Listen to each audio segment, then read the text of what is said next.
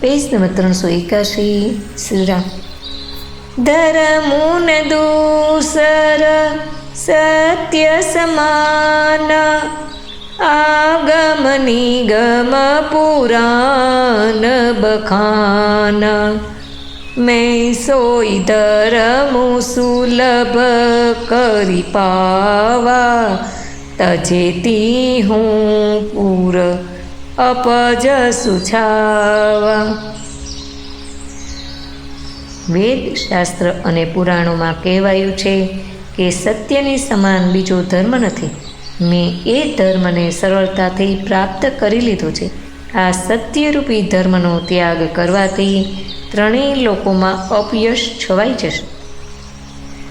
સંભાવિત કહું અપજસ લાહુ, મરણ કોટી સમ દારુણ દાહુ.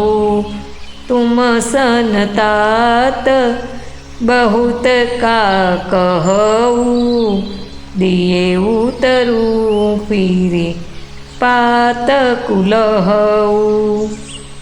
પ્રતિષ્ઠિત પુરુષને માટે અપયશની પ્રાપ્તિ કરોડો મૃત્યુના જેવા ભીષણ સંતાપ આપનાર છે.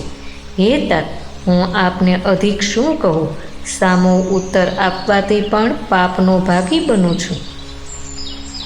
પિતુ પદ ગઈ કહી કોટી નતી, વિનય કરબ કર જોરી. ચિંતા કવની હું બાત કે, तात કરીય જની મોરી.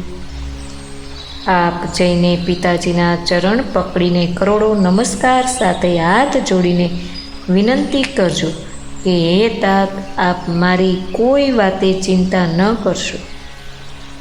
તુમ પુનિ પિતુ સમ અતિ હિત મોરે, વિનતી કરવું तात કર જોરે.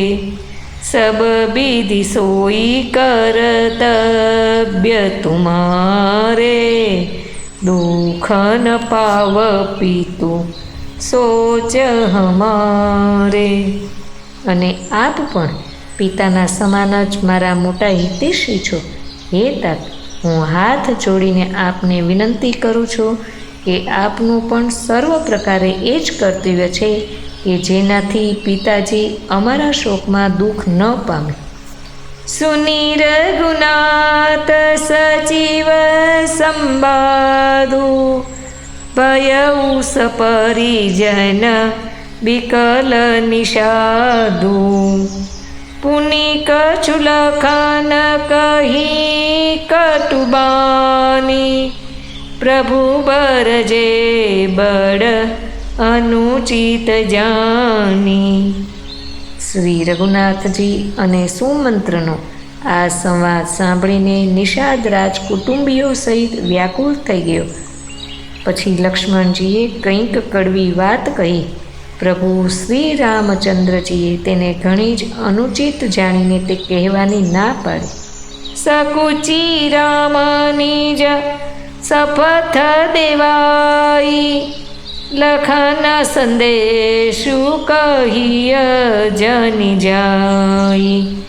કહશું મંત્રુ પુનિ ભૂપ સંદેશુ, સહી ન સકી સિય બિપિન કલેશુ. શ્રી રામચંદ્રજીએ સંકોચાઈને પોતાના સોગંદ આપીને સુમંત્રજીને કહ્યું કે આપ જઈને લક્ષ્મણનો આ સંદેશો ન કહેશો. સુમંત્રે પછી રાજાનો સંદેશો કહ્યો કે સીતાજી વનના કલેશ નહીં સહી શકે. જેહી વિધિયવદ આવ ફીરી સિયા, સોઈ રઘુબર હી તુમ્હી કરનીય. ન તરુણી પટ અવલંબ બિહીના, મેન જીય બજીમી જલ બીનું મીના. એટલે જે રીતે સીતાજી અયોધ્યા પાછા ફરે તેવો જ ઉપાય તમારે અને શ્રી રામચંદ્રજીએ કરવો જોઈએ, નહીંતર હું તો બિલકુલ જ આધાર વગરનો થઈને જીવી નહીં શકું, જેમ જળ વગર માછલી નથી જીવતી. અસ્તુ.